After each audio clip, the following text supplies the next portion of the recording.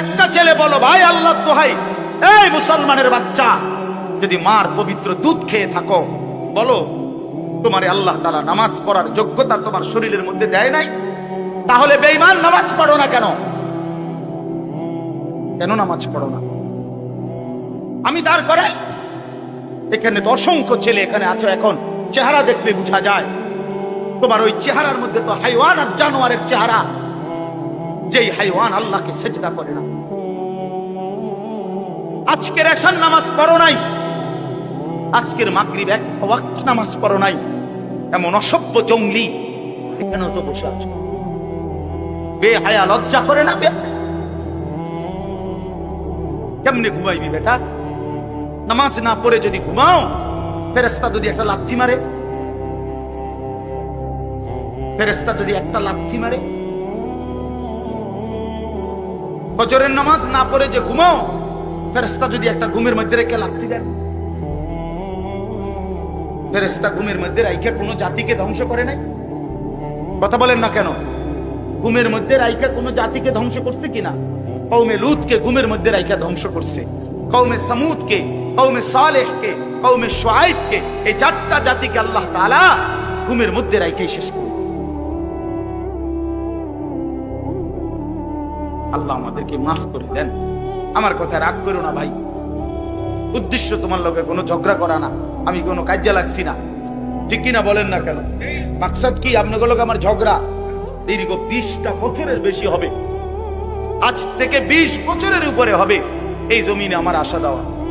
সুখে দুঃখে, আনন্দ বেদনায়, মূল্যায়ন অবমূল্যায়ন, সর্বাবস্থায় আমি আসছি আল্লাহর দয়া। বলেন আলহামদুলিল্লাহ। আলামিন আমার কাছে মাদ্রাসায় গেছে, ভাই আমার অনেক অনেক মহব্বতের ছাত্র। প্রতিটা ঈদ, রমজানের ঈদ, কোরবানির ঈদ, আমার একমাত্র ছাত্র হয় এই ছাত্র, এই আলামিন। হে একমাত্র আমার একজন ছাত্র ব্যতিক্রম, যার একটা আমল আমি সবসময় বলি যে প্রত্যেক ঈদের দিন হয় আর কেউ ফোন করুক বা না করুক, হে আমারে ফোন করে,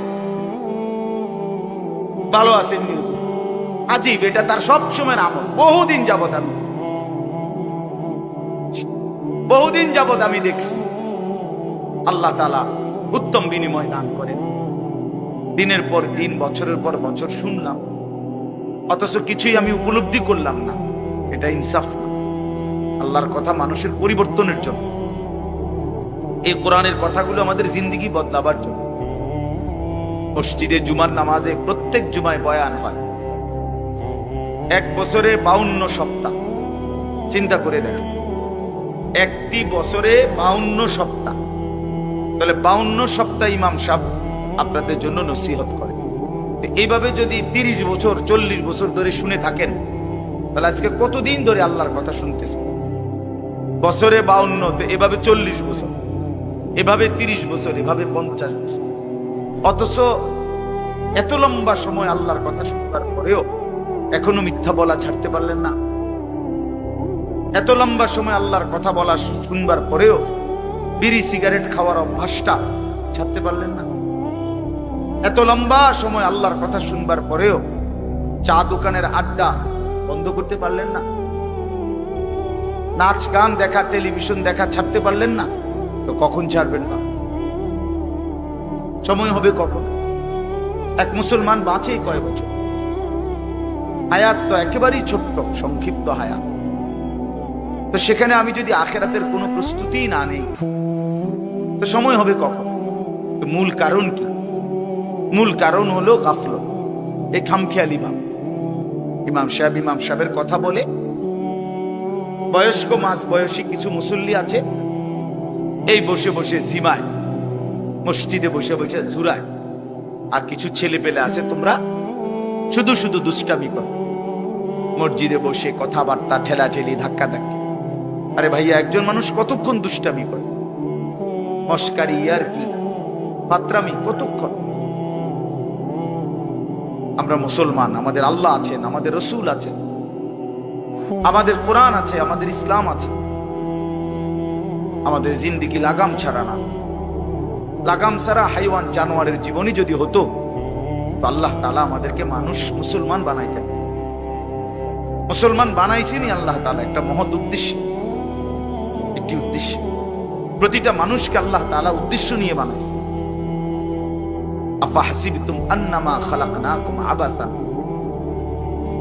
কুরআনুল কারীমের মধ্যে আল্লাহ তাআলা বলেন, বান্দা তোমরা কি এই ভেবেছো যে আমি আল্লাহ তোমাদেরকে অনর্থক বানিয়েছি? কোনো উদ্দেশ্য নাই, এমনি এমনি। ওয়া আন্নাকুম ইলাইনা লা তুরজাউন। এবং আল্লাহ তাআলা বলেন, তোমরা কি এই মনে করেছো বান্দা যে আমি আল্লাহর কাছে তোমাদেরকে ফিরে আসতে হবে না? কি ভাবছো আমার কাছে আসতে হবে না? তো উত্তর দেন, বলেন, উত্তর দেন না যে আমরা কি আল্লাহর কাছে ফিরতে হবে? বলেন না, সবাই বলেন, ছেলেরা বলো ভাই, ফিরতে হবে আমরা আল্লাহর কাছে। তো তিনি কি কিছুই জিজ্ঞেস করবে না? ফাওয়ারাব্বিকা লানাসআলান্নাহুম আজমাইন। খোদার কসম, কোরআনে আয়াত। আল্লাহ বলেন, আমি রবের কসম করে বললাম, আল্লাহ নিজের কসম করে, আমি আমার জাতের কসম করে বললাম, বান্দা আমি কিন্তু তোমাদের সকলকেই জিজ্ঞেস করব। ফাওয়ারাব্বিকা লানাসআলান্নাহুম আজমাইন। আজমাইন মানে সকল, একজনকেও ছাড়বো না বান্দা, আমি জিজ্ঞেস করব। কি ভাবছ? হয়েছে এই বেটা, বাংলা বুঝো না ইংরেজিতে বুঝো? বন্ধ করো লাইট, মোবাইলটা নামাও।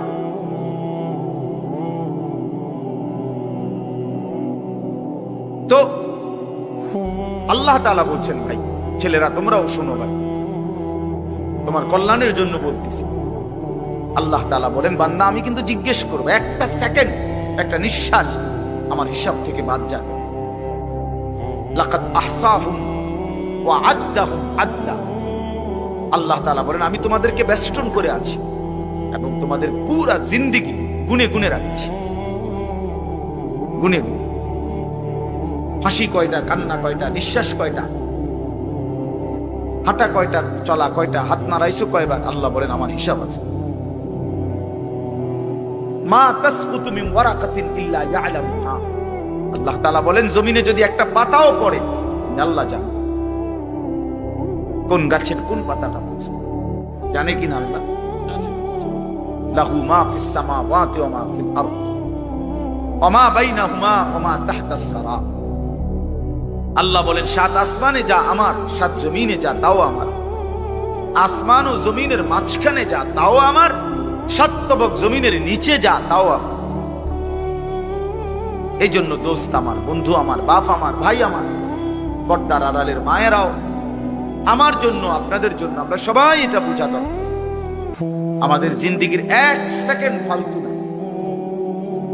হাসতে হাসতে বলা আর কাশতে কাশতে বলছেন, মস্কারি করে বলছেন আর ঠাট্টা করে বলছেন, ইয়ার কি করে বলছেন, সমস্ত কিছু হিসাব হচ্ছে, হিসাব দিতে। ওয়াকুল্লুহুম আতিহি ইয়াউমাল কিয়ামাতি ফারদা। আল্লাহ তাআলা বলেন, তোমরা সকলেই আল্লাহর সামনে কিয়ামতের দিন একজন একজন করে দাঁড়াবে, একজন একজন, আলাদা আলাদা। ফারদান মানে ওয়াহিদা, একজন একজন, আলাদা আলাদা উত্তর দিতে হবে। সুম্মা লাতুসআলুন্না ইয়াউমাইদিন আনিন নাঈম। আমার দেওয়া প্রতিটি নিয়ামত সম্পর্কে অবশ্যই আল্লাহ বলেন তোমাদেরকে জিজ্ঞেস করা হবে। হাশরের ময়দানে আছে, আল্লাহ ফেরেশতাদেরকে বলবে, ওয়াকিফুহুম ইন্নাহুম মাসউলুন। আমার বান্দাদেরকে লাইন ধরে দাঁড় করাও, কিফু, তাদেরকে থামাও, দাঁড়াও। ইন্নাহুম মাসউলুন, তাদের সকলকেই আজকে জিজ্ঞেস করা হবে। বহু আয়াতে ওয়া ইম মিনকুম ইল্লা ওয়ারিদুহা। আল্লাহ বলে, তোমাদের একজনও এমন হবে না, নবী বলো, রাসূল বলো, আউলিয়া বলো, ইমানদার বলো, নাফরমান বলো, প্রত্যেককেই ফুল সিরাত পার হইতে হবে, পার হইতে হবে। প্রত্যেককে তার আমল নামার মধ্যে প্রত্যেকে হাতে নিতে হবে, হয় ডান হাতে নয় বাম হাতে। প্রত্যেককেই মিজানের পাল্লার সামনে আসতে হবে তোমার আমল নামা ওজনের। আল্লাহ তাআলা বলেন, বহু মানুষ তার আমল নামা নিজের জিন্দেগির কর্মকাণ্ড মিজানের পাল্লায় দিবে ওজনের জন্য। আহা, আল্লাহ বলে, কাফের, বেঈমান, নাফরমান, পাপী, ফালা নুকিমু লাহুম ইয়াউমাল কিয়ামাতি ওয়াজনা। সেদিন কিয়ামতের দিন মিজানের পাল্লাতে তাদের সারা জিন্দেগীর সমস্ত কর্মকাণ্ডের এক বিন্দু কোনো ওজন আসবে না, 100 গ্রামও হবে না, 100 গ্রাম। জিন্দেগিটা শুধু ভাত তরকারি আর বন বিড়ি আর চা বিস্কুট আর ভাত, ঘর বাড়ি বাজার ব্যবসা চাকরি টাকা রোজগার এর মধ্যেই শেষ করে দিচ্ছে। এই পুরাটা একসাথে ওজন দিলে কিছুই আসবে, কিছুই আসবে। আল্লাহ তাআলা ফামান সাকুলাত মাওয়াজিনুহু ফাহুয়া ফি ঈশাতির রাদিয়া ওয়া মান খাফফাত মাওয়াজিনুহু ফাউম্মুহু হাওিয়া। যার মিজানের পাল্লায় আমল ভারী হবে সে অনন্তকালের সুখের জান্নাতে বসবাস করবে। যার আমল নামায় মিজানের পাল্লা আমল নামা হালকা হবে তো সে জাহান্নামের নির্মম ভীষণ আগুনের মধ্যে নিক্ষিপ্ত। এজন্য দোস্ত সবাইরে বলি, শুধু এই এক বেলার ওয়াজ না, আল্লাহর কথা প্রতিদিন মনোযোগ দিয়ে শোনা উচিত। জুমার বয়ান দিল দিয়া শুনুন। কেন ঘুমাইবেন, কেন জুরাইবেন, কেন দুষ্টুমি করবেন? আল্লাহর কথার সামনে কোরআন শরীফে আছে, সরাসরি আছে। আল্লাহ বলেন, আমার কথা যার সামনে বলা হলো অথচ সে তার প্রতি মনোযোগী দিয়ে হলো না, আমান আযলামু মিম্মান যুক্কিরা বিআয়াতি রাব্বি ফাআরাযা সুম্মা আ'রাযা আনহা। আল্লাহ বলেন, আমার কথা যার সামনে পেশ করা হলো অথচ সে তার থেকে বিমুখ, মনোযোগ দিল না, আল্লাহর কসম, আল্লাহ বলছে তার চাইতে বড় জালেম আর কেউ নেই। ওটা নিকৃষ্ট জালেম, ওটা সীমা লঙ্ঘনকারী বেয়াদব, যার সামনে আমার কথা বলা হচ্ছে অথচ সে আমার কথার প্রতি মনোযোগী না। কার সাথে গাদ্দারি করছিস ভাই? কার সাথে? কত বড় মালিকের কালাম, কলিজা ছিঁড়ে যাওয়ার কথা, দিল নড়ে উঠবার কথা। তাকশাইরু মিনহু জুলুদুল্লাযীনা ইয়াখশাউনা রাব্বাহুম। আল্লাহ বলে, কোরআন তো আমি এমন নাজিল করেছি, আমার ইমানদার বান্দা যখন শুনবে তো তার শরীরের চামড়ার উপরে যে পশমগুলো আছে সেগুলো দাঁড়ায় যাবে।